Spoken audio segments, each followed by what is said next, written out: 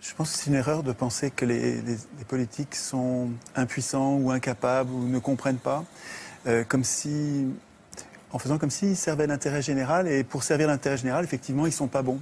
Si on renverse la perspective en comprenant que finalement ces gens-là servent les intérêts de ceux qui les ont fait élire et qui sont les 1% les plus riches de la population, à ce moment-là, ce n'est pas du tout une catastrophe. Vous parlez de catastrophe, mais c'est une réussite formidable. Tout se passe comme prévu. La sécurité sociale est détricotée, le chômage se porte à merveille, ce qui permet de tenailler les salaires et d'avoir des bas salaires, donc des hauts profits. Donc tout se passe bien, en fait, du point de vue des 1% qui se gavent comme jamais.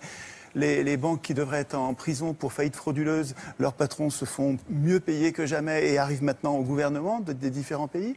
Je trouve que la situation n'est pas du tout catastrophique pour ceux qui financent les campagnes électorales des élus. Pourquoi une banque achète Libération? Pourquoi une banque achète Le Monde?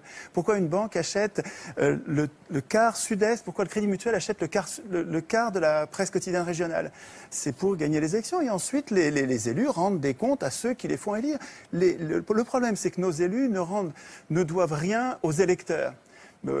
Que vous votiez ou vous votiez pas, c'est pas vous, ce sera un autre. Ceux qui vont voter, c'est ceux qui regardent la télévision, qui sont pas politisés. Il faut qu'ils passent beaucoup à la télévision. Vous regardez les curseurs, c'est incroyable la similitude qu'il y a entre les courbes de passage à la télé et les résultats aux élections. Il suffit de monter les curseurs des challengers, vous les montez à 10, 15%, ça va donner l'impression de la pluralité. Et puis les deux partis qui ont la même politique de droite dure, qui s'appelle gauche et droite, mais en fait ils ont la même politique pour les industriels et les banquiers, les multinationales en fait. Ben, vous les mettez au curseur plus haut et ils vont être élus l'un ou l'autre, en fait, peu importe, ils vont faire la même politique. Alors évidemment, les gens sont gentils, ils croient les candidats au moment des campagnes électorales, et c'est notre gentillesse qui fait la déception après.